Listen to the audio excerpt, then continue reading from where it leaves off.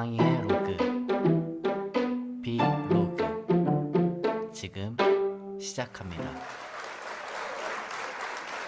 안녕하세요. 상의의 비로그 상의입니다.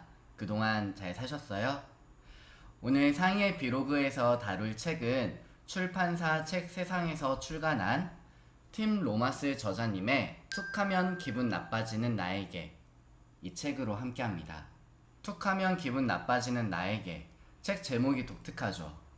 실제로 저는 감정의 소용돌이에서 많이 허우적거리고 휘말리는 경우가 많은데, 그래서 서점에서 이 책을 발견했을 때 왠지 나를 부르는 것 같은데? 뭐 이런 느낌을 받아서 구매해서 읽게 되었습니다. 이 책은 슬픔, 불안, 분노, 죄책감, 질투, 지루함, 고독, 고통, 총 8가지의 부정적인 감정들을 느끼는 것은 지극히 정상적이고 자연스러운 것이라고 이야기를 하고 있습니다. 우리가 이런 감정들을 알고 이해하고 현명하게 활용한다면 이 어두운 감정들로부터 나를 지키고 보호하고 더 나아가서 벗어날 수 있게끔 하는 내용들로 담겨 있습니다. 이 책의 특징은 각 감정들을 의인화하여 감정들을 설명해주고 있고, 어두운 감정 이면에 있는 긍정적인 부분을 캐치할 수 있게끔 마치 여행 가면 여행 가이드가 설명해 주듯이 이 여행을 함께 해주는 것이 특징이라고 할 수 있습니다. 총 8가지의 부정적인 감정을 소개해주고 있는데, 그 중에서 오늘 이 책 툭하면 기분 나빠지는 나에게, 이 책에서 나누고 싶은 내용은 지루함은 기회다. 이 내용에 대해서 이야기를 나누어 보도록 하겠습니다. 오늘도 함께 해주실 거죠? 여러분은 평소에 지루한 감정을 느끼나요? 그렇다면 언제, 왜, 무엇 때문에 우리는 지루한 감정을 받는 걸까요? 사전에서 지루하다를 검색해 봤습니다. 지루하다란 시간이 오래 걸리거나 같은 상태가 오래 계속되어 따분하고 실증이 나다, 이렇게 나옵니다. 즉, 흥미를 잃은 상태라고 볼 수 있겠죠. 우리가 어떠한 행위나 사건에 흥미를 갖지 못하거나 잃게 되면 그것에 집중을 하지 못하고 몰입을 하지 못하니 우리의 감정 상태는 지루해. 언제 끝나? 이렇게 되겠죠. 그리고 아무리 재미있는 행동을 하거나 아무리 좋은 곳에 가더라도 그것이 똑같이 계속 반복이 되면 우리는 지루하다 이러면서 지루한 감정을 느끼게 되는 거잖아요. 예를 들어 유튜브로 영상을 시청한다고 생각을 해볼게요. 영상을 시청할 때 이거 재밌겠는데 하고 딱 봤는데 내가 생각했던 것과 다르게 재미없네 하면 스킵하잖아요.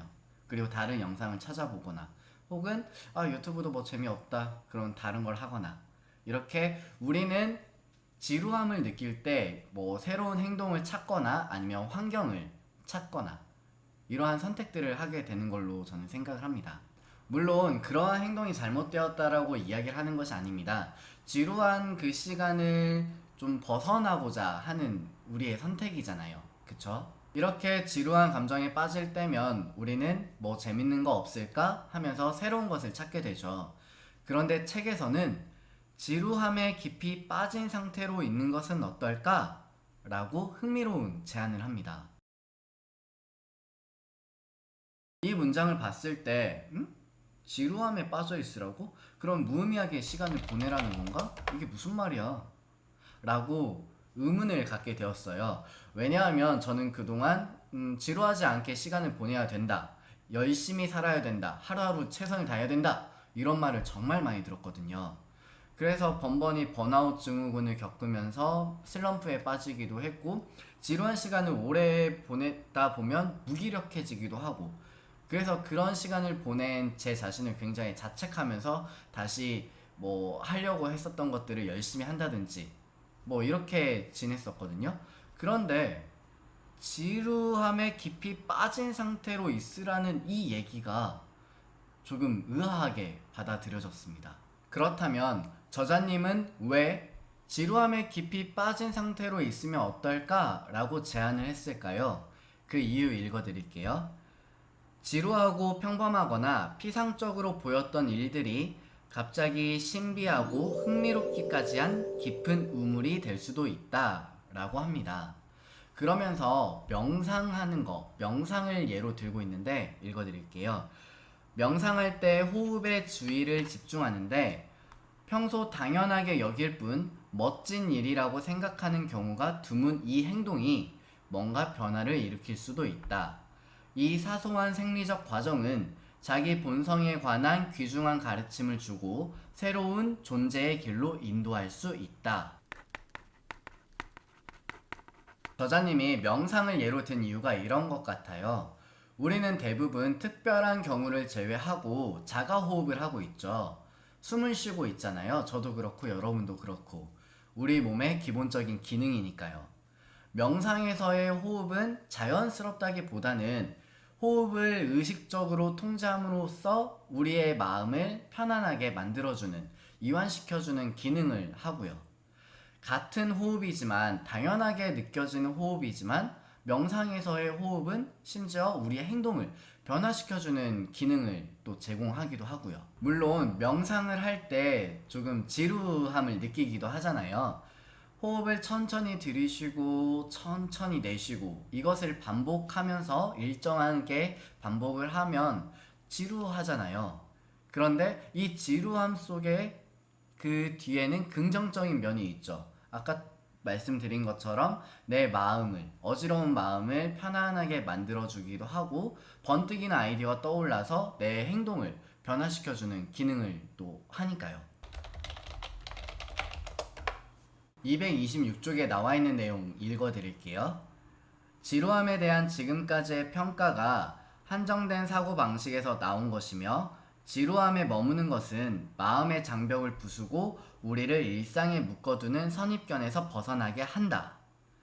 이 이야기처럼 우리가 생각했던 부정적인 감정인 이 지루함이 우리에게 변화의 가능성을 제공해준다. 즉, 기회를 주는 상태라고 저는 생각을 했습니다. 전에 읽었던 주원규 저자님의 Keep Going이 오버랩 되어서 떠오르더라고요. 그 첫 번째 장에서 주원규 저자님이 회사에 취직을 하고 매일 같은 업무를 보고 퇴근 후에는 뭐 게임을 하거나 TV를 보거나 웹툰을 보거나 이렇게 빠져 살면서 뭐 5년 뒤, 10년 뒤에는 변해 있겠지, 좋아지겠지 라는 생각을 했었대요. 근데 실제로 5년이 지났음에도 불구하고 어제의 자신과 오늘의 자신이 똑같다라는 거예요. 그래서 이렇게 살면 안 되겠다, 변화해야겠다 라는 결심을 했다고 합니다. 즉, 이 사례를 통해서 알 수 있는 것이 부정적인 감정이라고 생각했던 이 지루함이 변화할 수 있는 이 기회를 주는 것이죠. 앞에서는 지루함이 갖고 있는 긍정적인 부분, 관점의 변화를 줘서 지루함은 나에게 기회를 주고 있는 내 상태다 라는 것을 알게 했다면, 이번에 나눌 내용은 지루함을 어떻게 흥미롭게 바꿀 것인가, 그것에 대해 이야기를 해보려고 합니다. 사실 이 지루함이 나에게 서글퍼지게 만드는, 힘들게 만드는 경우가 있어요.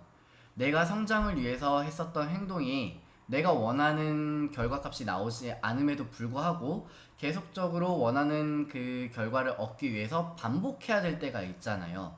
이럴 때 정말 그 시간이 지루하지 않나요?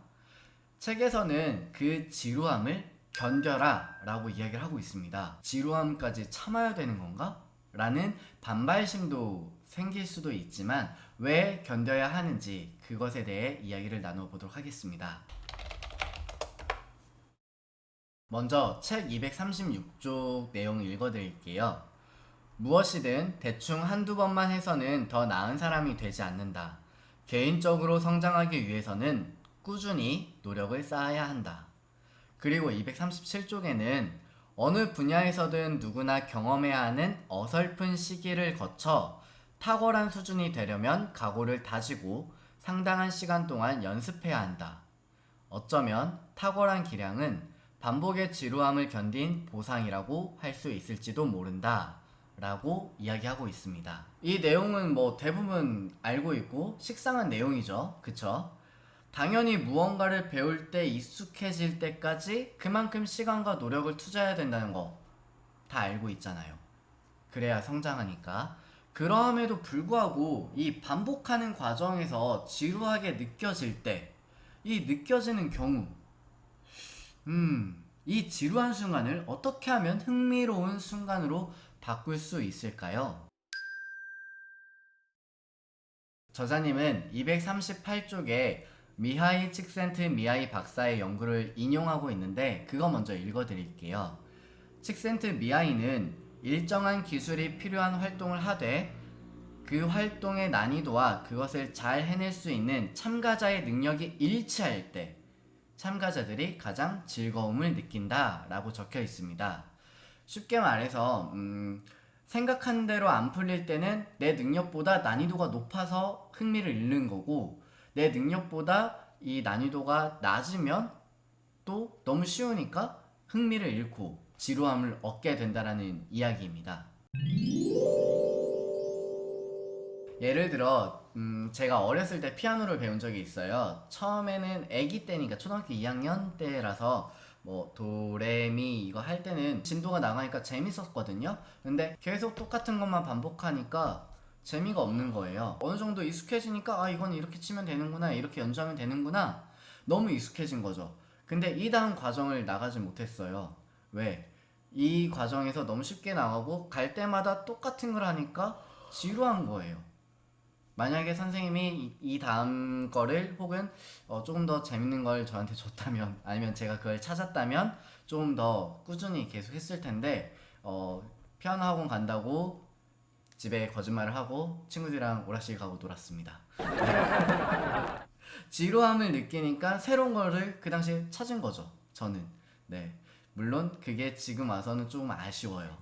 조금 더 할 걸, 오랫동안 해볼 걸, 아쉬움은 있습니다.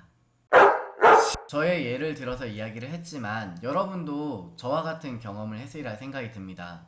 뭐 또 다른 예를 들면 월급을 받기 위해서는 일을 해야 하잖아요. 계속 똑같은 업무를 보면서 반복적으로 일을 해야, 그리고 그 지루함, 뭐 상사에 대한 그 불만, 회사에 대한 불만, 일을 성사시켰을 때 쾌감, 이런 수많은 감정들을 견뎠기 때문에 월급날에 딱 되게 좋은 날이잖아요. 기분 좋은 날. 그렇지 않나요?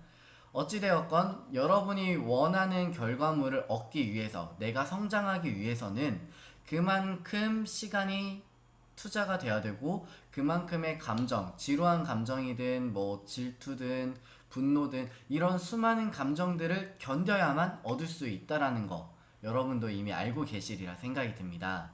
239쪽에 적혀 있는 내용 읽어 드릴게요. 처음에 그렇게 지루하게 느껴졌던 반복을 통해 변화가 일어난다. 우리는 반복을 통해 개성을 갈고 닦아 반짝이게 할 뿐만 아니라 닦는 그 행위 자체를 소중히 여기게 된다 라고 적혀 있습니다. 원하는 결과물을 얻기 위해서 그 시간을 견뎌내야 되는데, 그냥 마냥 견뎌내는 것이 아니라 그 지루함을 어떻게 하면 흥미로움으로 바꿀 수 있을까 라는 생각과 행동을 해야 된다고 저는 생각을 했습니다. 지금 하고 있는 일에 대해서 지루함을 느끼고 있다면 어쩌면 그 지루함은 우리가 변화할 수 있는, 우리가 성장할 수 있는 기회를 주고 있는 것이라고 생각해보면 어떨까요? 오늘은 팀 로마스 저자님의 툭하면 기분 나빠지는 나에게, 이 책을 통해서 지루함은 기회다 라는 이야기를 나누었습니다.